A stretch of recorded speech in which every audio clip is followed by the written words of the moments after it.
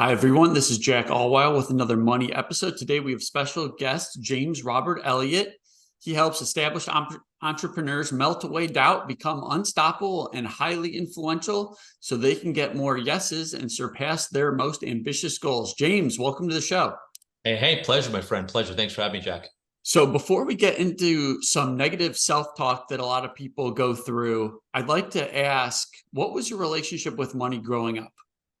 That's a good question. It was interesting. My dad was a saver for sure, and he'd always his words would be like, save money, we can't afford it, and that burned an interesting image and mindset into my brain. And he was a great saver. He saved a lot of money. He did well, and he's able to do things because he saved. But I think there's a balance to be struck, and it took me a while to strike that balance because of this what I had heard for so long, right?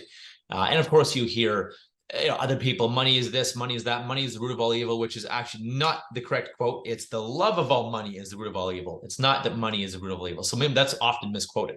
Anyways, but you hear stuff like that as well. You see people taking advantage of others. So it is interesting to see, but that's really what I heard about money growing up. So why don't we go like just that phrase, I can't afford this. Like how do you help people get over that type of talk? It's a valid question, and it's a big thing I can help people with. It's just that mindset of whatever they were taught, whatever they were programmed, or the failure of being so withholding, if you will, or so fearful. And I mean, the most successful people in the life, they didn't in the world, excuse me, the most successful people in the world didn't get there by holding on to all their pennies. They invested wisely. They didn't throw it up in the air. They didn't bet on, the horse number 5 at the racetrack, or they didn't, bet it on number 10 at the casino. They invested wisely, but they did invest and they learned lessons. And so I think that is a big thing that people need to do, but also looking at these beliefs and using some tools, for example, NLP, timeline therapy, using some deep level tools to rip out these subconscious beliefs that were programmed into us since we were young, since we were like zero, hearing our parents, culture, society, religion, grandparents, to all the things about money, whether it's good and bad, money comes hard, goes easy, whatever the stuff we've heard, all nonsense, because that's just someone's opinion, and someone's maybe their own struggles with money, and they program us, they teach us these money programs, good or bad or otherwise. But I think to answer your question, to circle back, yeah, using some deep powerful tools to remove, and that's why I love some of the tools I use to remove these beliefs about money. And that way people can go make money without feeling guilty, without feeling bad, without feeling like they're a bad person because they have money or making money or rich, or feeling bad taking. A lot of people feel bad taking money from people. And I say you have to. It's an exchange. It's not an equal exchange. They don't get as much value. You don't get any value if there's not an exchange of money, or if it's a barter of services, or a mix of both. It has to be an exchange. So even people that I say, you're doing the person a disservice if you're refusing to charge, because you're not valuing yourself, and then they're not going to value you. Then they're not going to get results. So What are some of the most common like self-talk or scarcity mindset phrases that you hear? there's a lot of things about, again, can't afford it, and which is a really bad one, because as I teach people, we're programming our brain with our words, our thoughts, our actions, our habits. And if you keep programming yourself by saying, oh, I can't afford it, or I can't now, or later, I'm too young, I'm too old, I'm not smart enough, I'm not good enough, that is further programming you, further reprogramming these limiting beliefs, these deep-seated limiting beliefs of, again, you can't afford it. And then so it just becomes harder and harder and harder to get out of that, versus saying, I can afford it. I will find a way. I am affording it. Say to yourself, hey, the most successful people in the world usually weren't the richest or the ones with the most resources. They were the people that were they were the people that were the most resourceful. That's why there's so many rags to riches stories. They found a way, and they I guess maybe their life was so uncomfortable that they found a way no matter what, versus the comfortably uncomfortable on the couch. Well, I can't afford it, I'm going to sit on the couch. Or, well, I can't do that. Or, well, it's too early or too late. I'm too old or too young. It's too hard. It's whatever. I have kids. I don't have kids. Whatever this stuff is that has to just sit there and, again, be comfortably uncomfortable, right? So, and let's go back to the phrase you brought up that, money is the root of all evil, and you say it's misquoted. So let's break down Yeah. that phrase and why is that not really true? Yeah, exactly. So it's the quote from the Bible is that the love of money and just being obsessed with money and nothing else is the root of all evil. I'm not sure I agree with that. However, the quote certainly was not money is the root of all evil. It's just the love of money itself and having more and more and more just for you without really having any regard for the world, the environment, people, just stepping on people, essentially, like the world, ruining the world, the environment, people, harming people, just to have money, just to get more and more money. And that's all they care about. That is apparently the root of all evil. It's not money. Money is just I tell people, money is just, it's a vehicle, it's a tool. It's like a knife. I can prepare us a delicious dinner and cut up and just a saute dinner. I'm a great cook, so I love cooking. Or I can poke you with the fork or the knife, right? It's a tool. Money is just a tool. Money is just, in fact, a symbol of value. That's all it is. It really is nothing. Like without people valuing it, it's not valuable. It's not like food. Like by default, food has value. It's money is just we give it value. That's the only reason it exists. And as you know now, it's not based on gold or anything. It's just made up. It's all made up stuff. And money's just made up. So you might as well have it work for you. Did I answer your question completely? Yeah, I think so. So you're the second person that's kind of brought up that phrase. Bob Berg, who wrote The Go-Giver, brought up the idea that in our culture, a lot of it's baked into a lot of our movies. We're getting it from our movies. A lot of times, you got these rich, evil people or the wealthy people, and you have Uncle Ben in the Spider-Man saying like, we're honest folk, like implying that you can't be honest and wealthy. Rich. Exactly. Yeah. And it's such a problem. It's such a problem. I had a client years ago. Here's an interesting story that you'll find interesting. I had a client years ago, and they'd wake up on Christmas and they would get whatever, and then they said to her dad, Dad, why do the kids down the road, why they get all this cool stuff for Christmas and we don't? And it's very, very similar answer. Well, we're humble, we're good people, we don't take advantage of people, so we don't have as much money as them, and teaching her that, well, yeah, people with money are bad and this and that and otherwise. And she had such problems holding on to money. She made multiple six figures as a real estate agent and would blow it all and more. She'd always be in debt. I'm like, you make multiple six figures. How are you always in debt? But she would blow it subconsciously. She would just spend it, get rid of on lavish things and all these like crazy, insane price cruises and just things she didn't need really, or insane versions of things that you could get, like $1,000 cruise versus a $20,000 cruise. Anyways, so we drilled down to it, and it was this belief from her dad always saying, well, we're good people, we didn't take advantage of people, they've done something wrong, we're good, honest people, to your exact point in that movie, Jack. And I'm like, my God, what a thing to tell a kid, and to I guess pacify your own ego. It's not my fault, they're bad people, versus, well, this is the job, this is the income I get with my job, and being okay with that. And there's nothing wrong with that at all. I mean, sure, you want to make more money, go create your business, or go get a better job, or get more skills, or retool. But if you're happy where you are, great. Just avoid blaming it and programming our kids incorrectly, because then they're going to have money problems, and their kids have money problems, and then their kids have money problems. So you touched on she was always in debt. So I mean, on the flip side, there's a saying, debt is bad. And like the Dave Ramsey followers, like if it's not a 15-year mortgage, like you are not to use it. What do you say to that? That's a really good question too. And again, it's a tool. My answer is it's a tool. I don't think anything is good or bad per se. It's how we use it. I mean, debt is a tool. I leverage debt all the time. I have $50,000 leveraged on a line of credit. Now, some people call that debt, and sure, it's using debt smartly. Rich people don't use their own money. Rich people, successful people, smart people use other people's money. So I'm borrowing at a certain rate for my line of credit. It's a home equity line, so I pay a fairly low line of credit. Not that it has to be a home equity line. You can do this with any line of credit.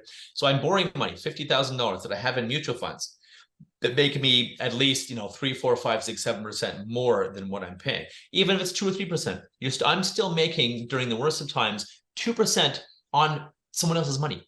It's not even my money. I'm still making 2% on it because it's in a fairly conservative mutual fund, a growth but not a crazy risky mutual fund.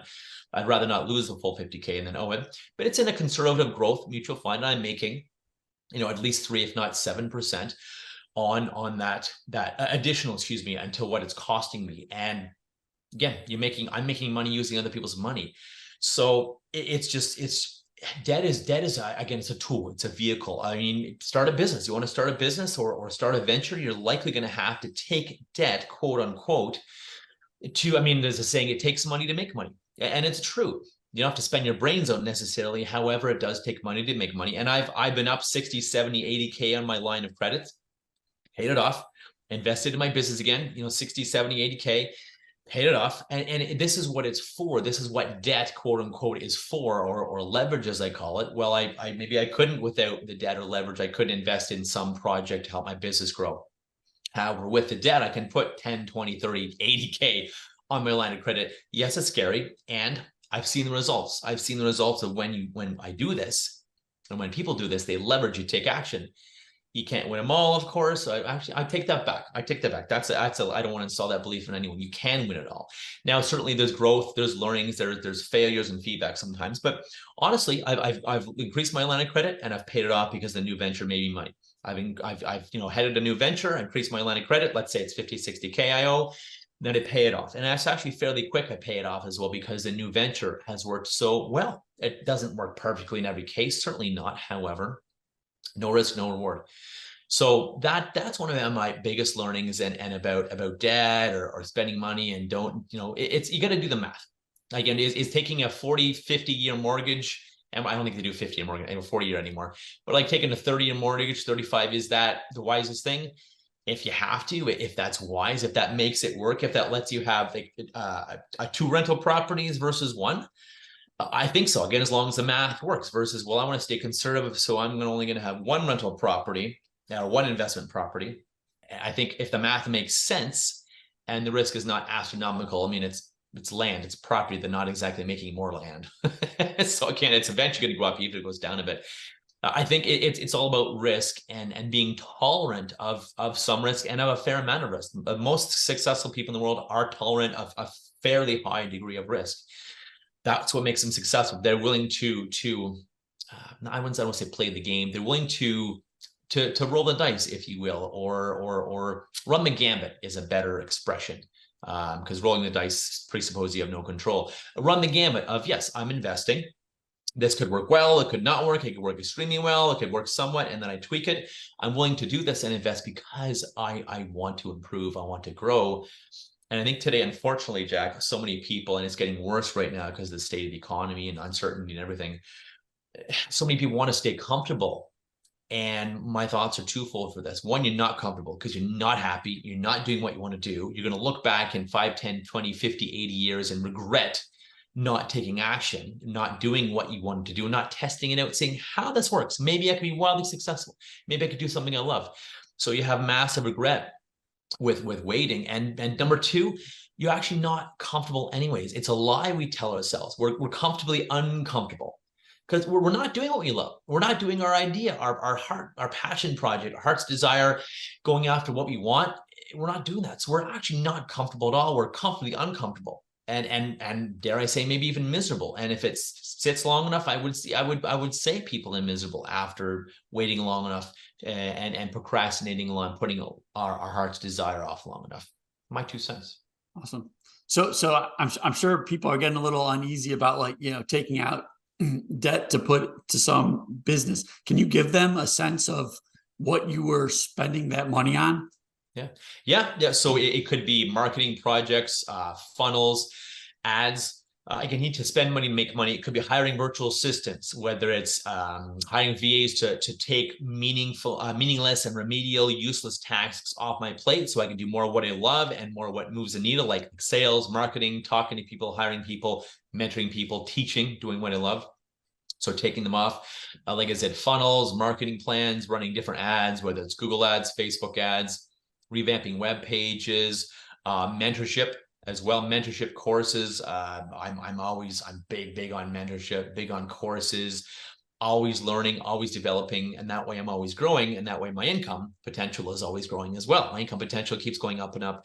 The more I do on myself, the more I work on myself. In fact, even Warren Buffett, billionaire, even Warren Buffett says the best and wisest investment you can make is in yourself.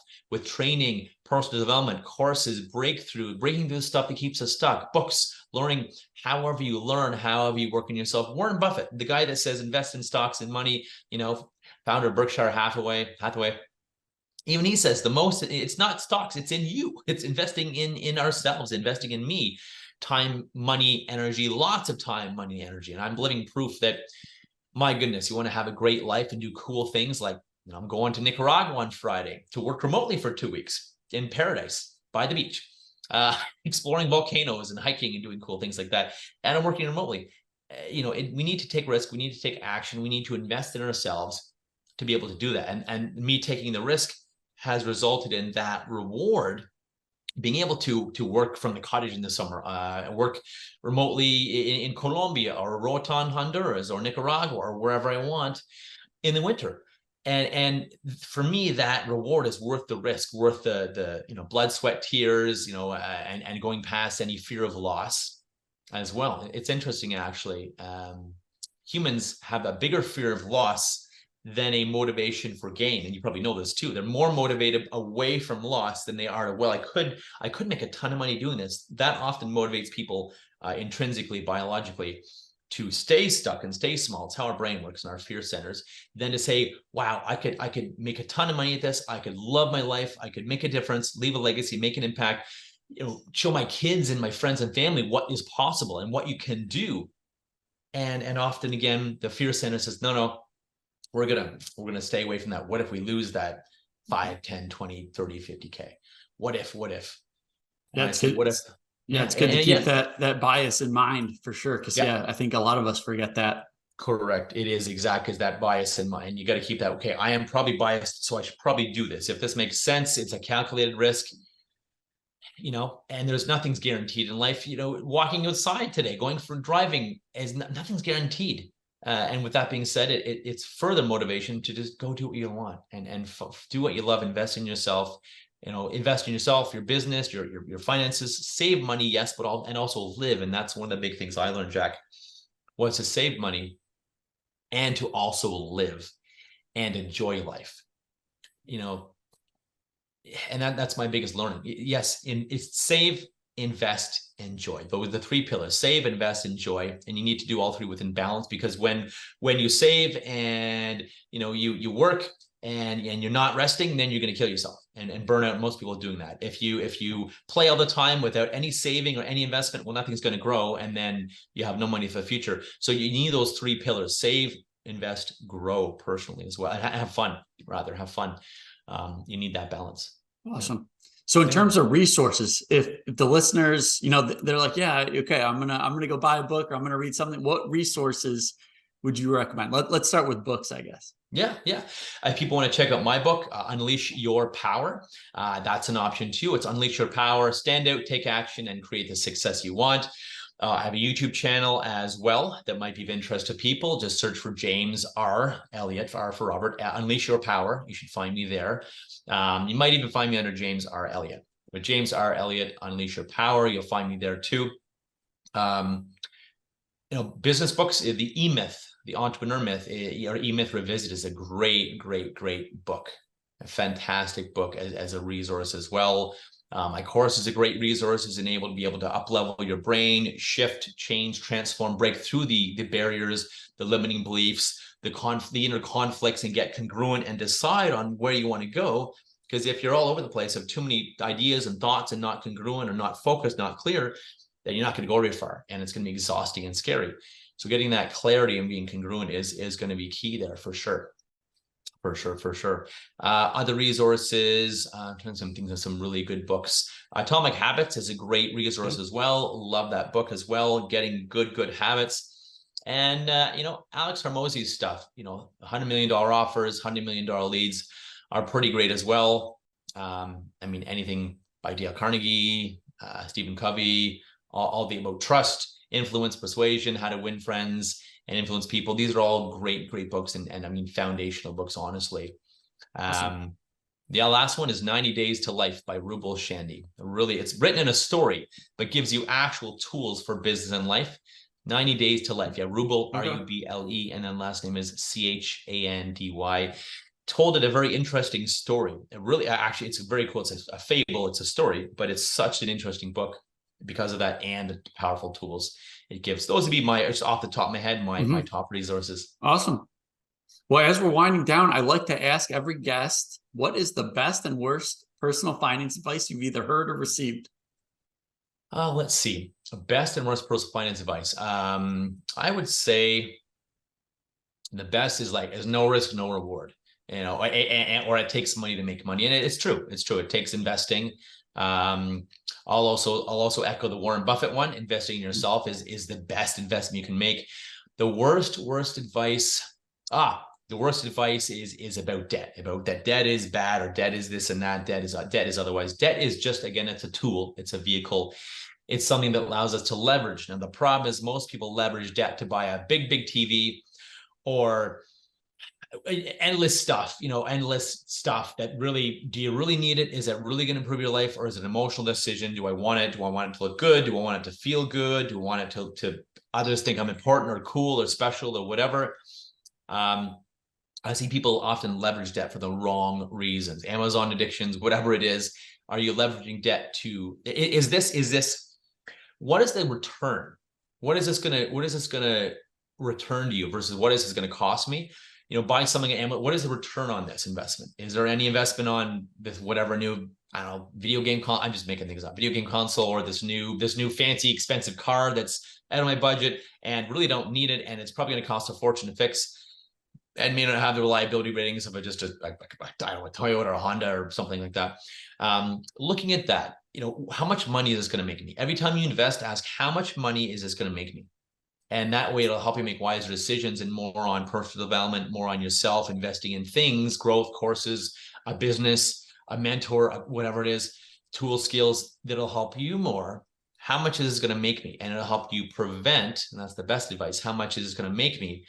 That's my best advice, is how much is going to make me? Because it can prevent you from buying a car or whatever, a purse that you really should spend your money on, maybe something, either save it or spend it on marketing or self-care or promoting yourself or working on yourself. So that's the biggest worst advice is don't go into debt, quote unquote, don't go into debt. There's bad debt and there's good debt. Leverage debt. Obviously leverage debt, use it. People do all the time for bad habits and stuff they shouldn't buy. Why not leverage debt and make it good debt for, again, investing in stocks, getting a house, an investment property, whatever, an Airbnb unit, or their business, starting some business. That's my my thoughts. Awesome. Well, James, it's been great having you on. Why don't you tell the listeners where they can go find out more about you or get in touch with you? I know you mentioned your books and courses. Where can they go? Yeah. So Unleash Your Power is probably one of the best ways to start. Is this kind of the root of my website, unleashyourpower.com. Yes, James R. Elliot, Unleash Your Power on YouTube. A great way to check me out. Feel free to check me out on LinkedIn or Facebook too. Feel free to connect with me there. Again, James R. Elliot. You'll find me basically LinkedIn, YouTube. You need the R because there's a lot of James Elliots, but there's only one R. There's only one me. So that's probably the best ways as well. Feel free to connect on social, or again, James at unleashyourpower.com. Otherwise, check out the website, unleashyourpower.com. It's been a pleasure, Jack. Awesome. Thanks for letting me do what I love. It's been fun being here with you today. Thanks so much, James. Take care. Thanks, brother. You too.